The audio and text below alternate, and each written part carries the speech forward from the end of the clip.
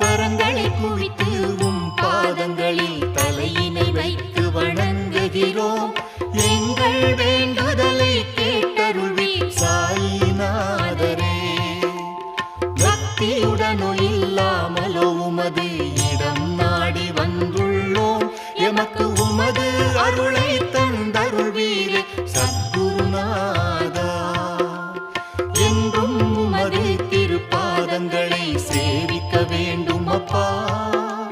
கருணை காட்டி எமக்கு உமது அருளே தாருமையா.